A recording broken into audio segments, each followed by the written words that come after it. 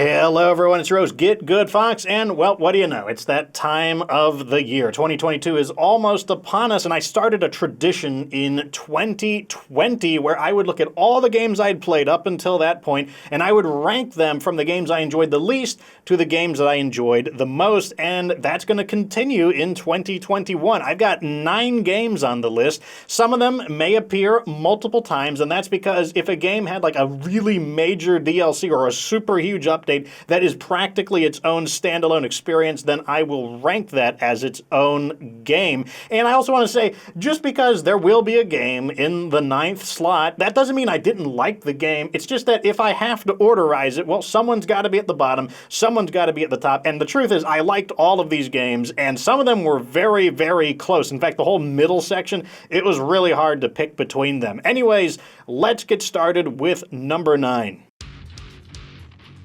And it might come as a surprise, but it is MechWarrior V Legend of the Kestrel Lancers, first played on the channel on September 24th, and this was a $20 premium DLC for MechWarrior V. The reason it might come as a surprise is those of you who watch like all of my content know that I am just such a massive fan of BattleTech, and MechWarrior is BattleTech, it's part of the same universe, and I'm usually biased towards BattleTech, usually biased towards MechWarrior. I will buy anything that comes out from MechWarrior 5, but the truth is, if I gotta rate it, it just wasn't worth $20. I don't even know if it was worth $15, and I just don't really see myself going back to play the Kestrel Lancers campaign a second time, and if you don't want to play the campaign, it didn't really add a whole lot else to the rest of the game's sandbox for you to play with, so it was an interesting experience, but it was like for me, it felt like a one-shot experience for $20, and that just wasn't cutting it. It won't stop me from buying more MechWarrior 5 DLCs, but I'm hoping that this is basically the Piranha Games practicing, and hopefully they will get better in future DLCs, because I don't know. It just really didn't do it for me, and I hate to say it. Anyways, let's move on to number 8. And that would be Fallout 3, first played on the channel on July 11th. Now, before someone tries to strangle me to death, that doesn't mean that I don't like Fallout 3, and it doesn't mean that I won't play Fallout 4. It's just that I had to rate them, and the kind of games, so this is a game I'd say is it's 50% gameplay, 50% story. I just don't really care for those kinds of games, and that's because I'm kind of a stickler when it comes, I'm rather fastidious, so to speak, when it comes to stories, because I've read a lot of books. I've read some fantastic stories in the Warhammer 40k universe, so I'm very hard to impress when it comes to stories. And so when a game is 50% of the effort is in the story, 50% of the effort is in the gameplay, I tend to find that neither the gameplay doesn't blow me away, but then the story doesn't blow me away either. However, it was still fun. I still enjoyed playing Fallout 3. In fact, I would say it is better than I remember it when it was brand new on the Xbox 360. I went into it thinking, is this really going to be something I would enjoy? But I actually was having fun, and I went in a different way in this Fallout 3 playthrough. I went into melee combat, something I'd never tried before, because I'm like, melee combat in this world, where you got guns and lasers, but it was actually a lot of fun to use the melee combat in Fallout 3. So overall, like I said, I like the game. It's just kind of it's not the perfect match for Fox. Anyways, let's move on to number 7.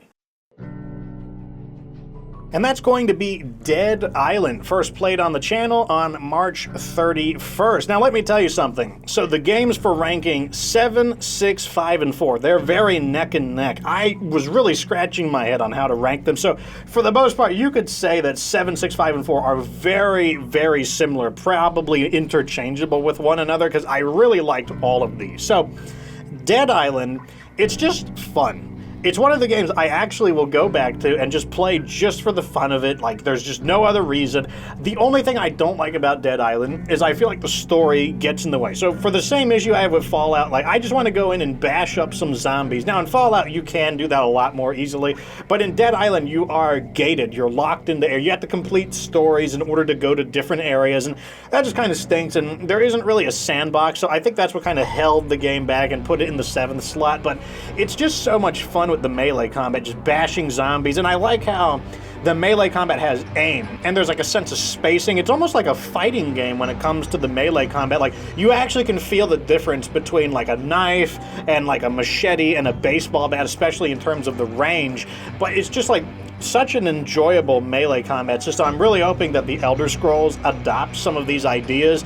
It was just really neat though, because like you can hit a zombie in the foot and you can sweep him over if you've got like a really heavy duty weapon, whereas if you have a very sharp weapon you could slice off their limbs. You know, you could build all the combo weapons like zapping zombies, burning zombies, poisoning zombies. It's just really, really fun. It's just the only thing that holds it back is I don't like any of the characters. I don't really like the story, and I don't like how if I just want to have fun, I can't just do that. Like, there's no sandbox mode. You do have to go to the story and complete things in order to actually unlock different areas.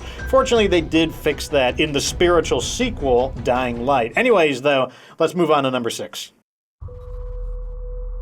And that would be The Last Stand Aftermath, first played on the channel on December 16th. Now, normally I might consider disqualifying a game that I played so close to the end of the year, but the truth is that I have just put a ton of hours off screen just playing this game because I was having an absolute blast with it. I can't believe how fun the game is, and I feel like I've put enough hours into it to justifiably be able to give it a solid rating. And The Last Stand, I'm surprised I missed this game. Apparently, it began its roots as a web browser game, like basically like a Newgrounds game, and now it's evolved into like a full-fledged indie rogue game, and it's just so fun. It's not that expensive. I think it's like $20, but for the same reason I like Dead Island and State of Decay is the same reason I like The Last Stand Aftermath. It's like, it's fast-paced. There is a story, you know, kind of trickles in, but it's tough. But it hits all the notes you want with a zombie game. You got your looting, you've got like traps, you've got different kinds of zombies, you have lots of regular zombies as well as like freaky weird zombies. You also have the threat of zombification that they really iterated upon. So not only are you becoming a zombie because you're infected, but the longer the infection goes, your body begins to mutate into these things that give you benefits or penalties, or sometimes both. Sometimes it's double-edged, like maybe you're super strong, but you get tired more easily, or maybe you got big hands that punch the crap out of zombies, but you have trouble, like, you know, using your fingers nimbly, so you can't, like, unlock things. It takes longer to loot through stuff, and it's just such a super fun game. I just really am surprised. It was very hard to figure out where this game should go because it's really fun, but it has really stiff competition as well. I'm very happy to play more of it, and I actually want to play some of the original games as well, just so that we can relive the history of this game and see like how impressive it is for this game to go from a web browser game that was actually really fun. I actually enjoyed the original Last Stand and the sequel Last Stand too, and I want to share that with you guys as well. So overall, really enjoying The Last Stand Aftermath, but let's move on to number 5.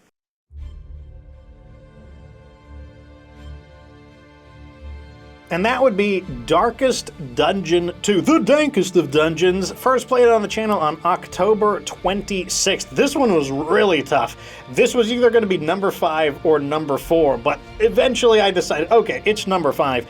I really love Darkest Dungeon 1, and the sequel has gone from being a RPG into a rogue RPG. I love rogue games. I love the high level of difficulty. I love the learning curve. I love the sense of like getting better, and it plays a lot like the original. It plays very similarly, but at the same time, they have kind of broken a lot of the OP combos that made the original game kind of repetitive feeling, because once you understood how to play, you know, you'd have to kind of go out of your way to find different ways to play, and you know that going out of your way probably was less efficient, and you know, that's not as fun in a game that's high difficulty. You know, you want to be using good strategies, and I feel like Darkest Dungeon 2 just really flipped some of those meta strategies on their head. But overall, there were things I was disappointed with Darkest Dungeon. I really like the idea of building up the Hamlet, and there's just no Hamlet in Darkest Dungeon 2. There is progression, but the progression is just purely from basically gaining EXP, and your save file levels up over time. I also was kind of disappointed that a lot of the returning characters didn't all return. Like the Crusader, such an iconic character in Darkest Dungeon 1. I'm sure he'll be added in a future DLC, but it's just like, I was a little bit disappointed that big familiar faces like Crusader didn't make it in, or like Musketeer or Arbalest. I'm like, where are all Abomination? Where's Abomination? You know, where's Ugly Gang? Hashtag Ugly Game from Darkest Dungeon 1. But overall, what a just an outstanding game. It's not even that expensive either. It's like $20 early access on Epic Game Store. Just overall, a super fun, super difficult, just really pushes you to the limit. Like, if you think you're good at turn-taking RPGs, man, then Darkest Dungeon is the game for you, because it's probably gonna put you in your place and make you rethink how much you think you know about turn-takers. Anyways, let's move on to number 4. And that's going to be the Halo Infinite multiplayer, first played on November 16th. I am excluding the campaign because I haven't played enough of it, but the multiplayer experience on its own has just been an absolute blast. I have not played a real shooter game, like I'm talking about a dedicated FPS or a dedicated third-person shooter, basically since Halo 5 was new. So I was super rusty, as you could see if you watched any of the initial videos. I haven't recorded a gameplay in a while, but I am so much better at the game, and that's what I really, really like about playing Halo. It's such a fast-paced but fair and strategic game, and I love the sense of getting better, just noticing like how much better my aim is, how much more agile I am, how much quicker I react, or how much faster I can bail out of a bad situation. And then you start out being the guy who sucks, and then you start becoming the guy who periodically is making the really big plays. And Halo Infinite is very much a sequel to Halo 5, and by that I mean some of the Halos have kind of driven off the course. Like Halo Reach started adding in more Call of Duty type gameplay mechanics, like selecting a weapon loadout. Then Halo 4, they doubled down on weapon loadouts, and then even had kind of like call-in weapon drops, and that was taking the game farther away from being Halo and chasing trends. And Halo 5 and now Halo Infinite has really taken the game back to Halo 1, 2, and 3, trimming away a lot of those mechanics. They've kept things like sprinting and climbing.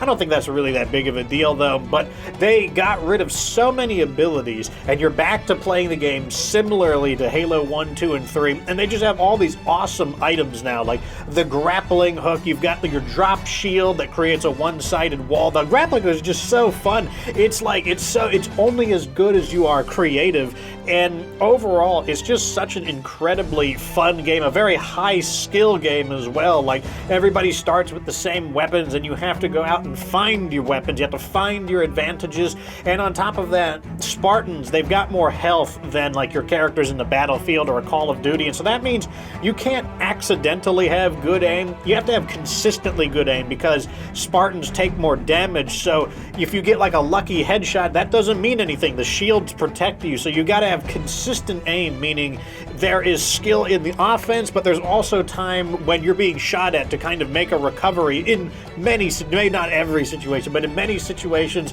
if you're being shot at and you're caught off guard, you have a chance to actually react, retreat, recover, and then engage on better terms, rather than just get like, oh, you turned around and got sprayed up by some guy, shot you in the head, blah, blah, blah, you're dead. But overall, just having such a massively good time with the multiplayer. Halo, another one of the series where I've read the books, I've played pretty much all the games. It's like the only game my father played video games with me on, because he was not interested in video games. He was a Marine Corps veteran though, and so Halo has a lot to do with, the UNSC is basically the Marine Corps, and so that is the only video game that he has ever played with me, and ever since then it always left a really huge impression on me. So I'm very happy that not only is Halo back, but it's back in a really big way, feeling like the original games, but an evolution in a really logical direction. I'm just really, really happy with the game, and that's why it wound up on number 4. But it's time to move on to the big 3. These are the Fox Award winners, starting with number 3. And taking third place is State of Decay 2 Homecoming Update, first played on August 26th. So last year, State of Decay only made it about halfway up the ranks, and that's because I felt like what Undead Labs was doing was just kind of like meh. It wasn't really revitalizing the game. It wasn't really adding very much, but I was actually really impressed with Homecoming. It was the first time in a while where I was just loading up the game, every day and just playing off screen, not to make videos, not to do research. I was just playing the game because I wanted to play the game. And Homecoming, like the map with the added quests, the lore, the unique items that you get, like the Tresi Huerta items you get, like the Grow Chem, the Haven device. I just really liked how they added in new things, as well as like the new bases, of course. And it was like, it's really like the first update in a long time where I think it just transformed the game for the better and added like really substantial content. Because I am like, I don't even necessarily want, I was, you know, Lethal Zone was okay and all, but what I really wanted was I want new things to do in the existing game. I want new mechanics, new facilities, new mods. I want to play the game differently, not just more carefully as you would on Lethal Zone. I want to play it differently, and I think Trumbull Valley really takes things in a better direction. It was unfortunate that I also got sick at the exact moment when it came out, and I had to take like a break. Like, I really tried to play through the sickness, but it was just so awful. I just remember like every moment my head felt like it was being like squished by something, and my throat was constantly going hoarse. But I'm glad you guys stuck with it. I'm glad you guys enjoyed the content. And yeah, I have no plans on stopping State of Decay 2 content. Like, as long as you guys want to watch, I'll continue making more. And people ask, oh, will I be there for State of Decay 3? I don't see why not. But yeah, very happy with State of Decay 2 Homecoming.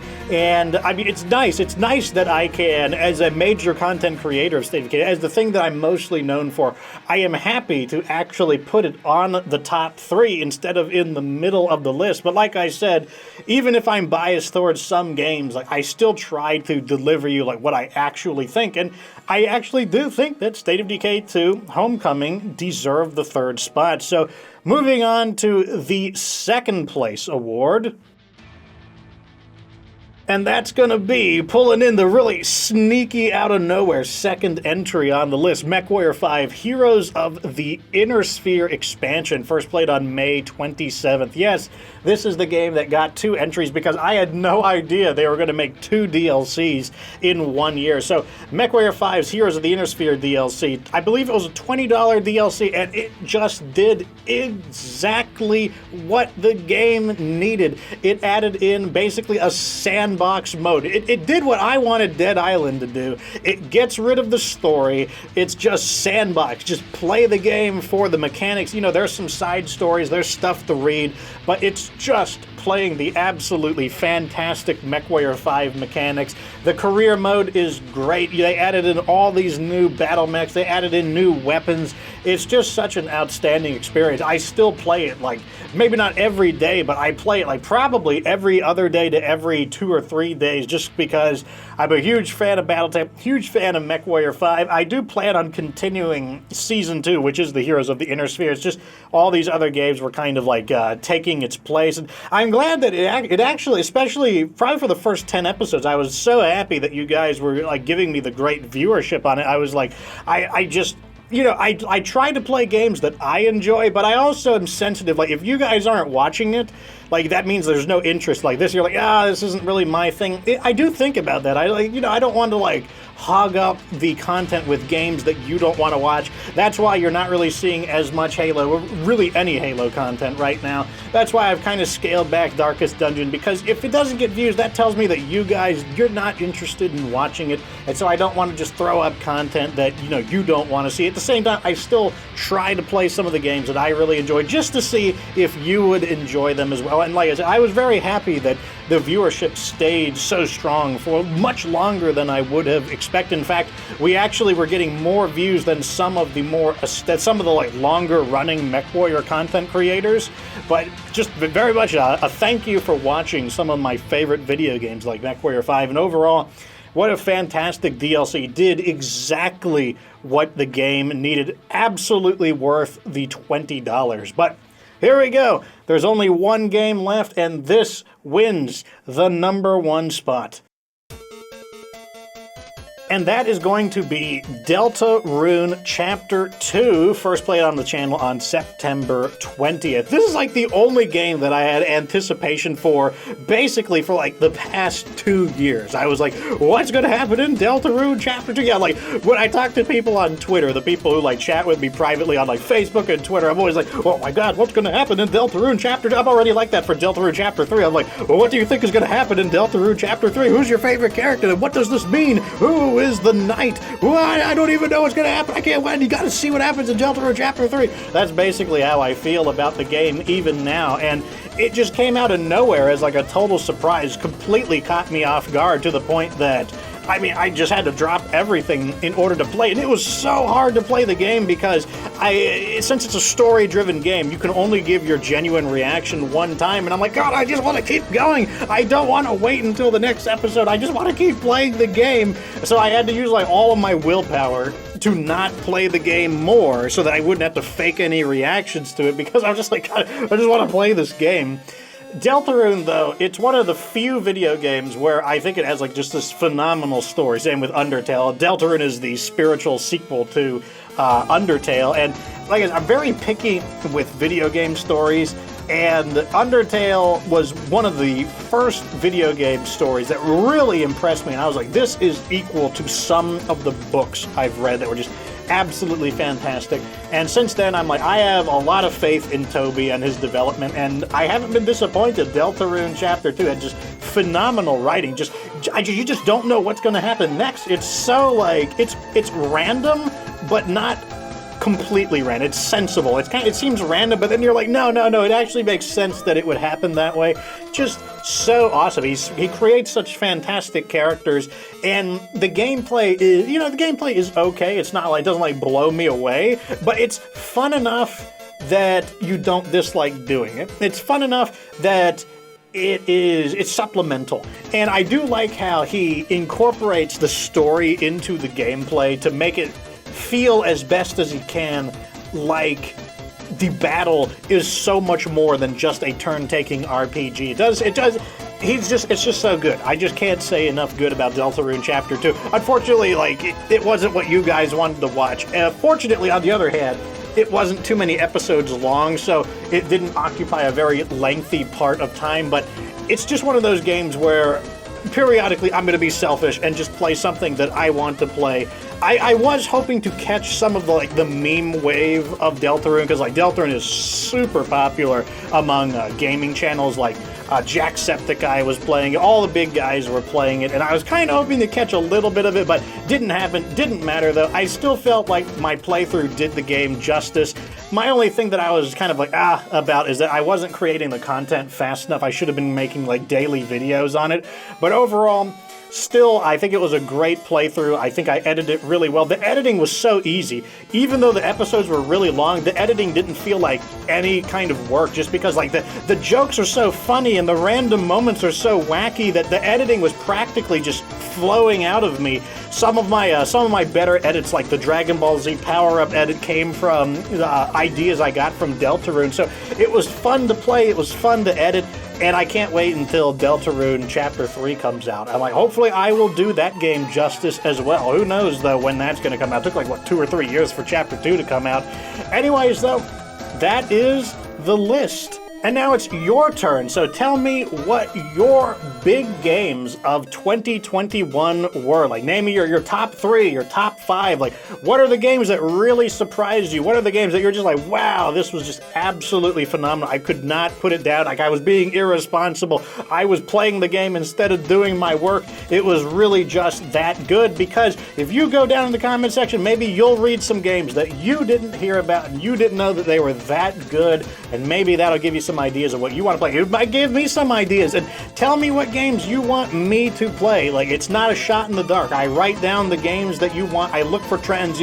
Everyone keeps saying play 7 Days to Die, so I'm probably going to be playing that, but I do look at what you guys tell me to play. I do take that into consideration. Yeah, I do want to finish some of my other playthroughs, but here is to 2020. I'm hoping to like crank up the amount of games I play so that next time the list will be even bigger, and hopefully we'll just find some insane games. Of course, we'll be playing some more State of Decay 2. I'm going to play some more survival games, some more zombie games. I would like to get into indie horror games. Would you guys like the shorter games? You know, they're only going to be like 3 or 4 episodes, because I noticed, like, you know, after about 4 or 5 episodes, you guys tend to like, yeah, okay, I've seen enough, want to move on to something different. If you suggest me indie games that are kind of short, that I can play in like 2 or 3 days, that'll be great. That way you can see fresh content all the time. You can see like new stuff. But the thing is, I'm only one person. I'm only one Fox. I can't be everywhere learning about every single game that comes out.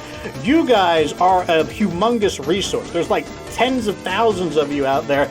You can tell me what games, like I said, especially like shorter games, that you think would be interesting to play. I like horror games, I like survival games, I like difficult games. Fox walks the path of pain. I love the experience of getting better at things, even if I start out really bad. I mean, that's the essence of the channel. That's my motto. You don't have to be good to get good. That's the whole essence right there. And so that's why I also don't like spoilers on how to beat games efficiently, because I enjoy the pain of failure and then picking myself back up and overcoming the game. But anyways, thank you for 2021. Thank you for like all the things that you've done for the channel, watching the channel, supporting the channel. It has caused me to earn enough money where like I only have to work 2 days at my other job, and I'm able to make more content for you guys. So this is literally only possible because you guys are supporting the channel. So once again, thank you for an amazing 2021, and here's to more content in 2020. So let me know what you think down in the comment section. Tell me what your top games were. Give me your game suggestions. Like the video if it was interesting. And of course, remember that you don't have to be good to get good.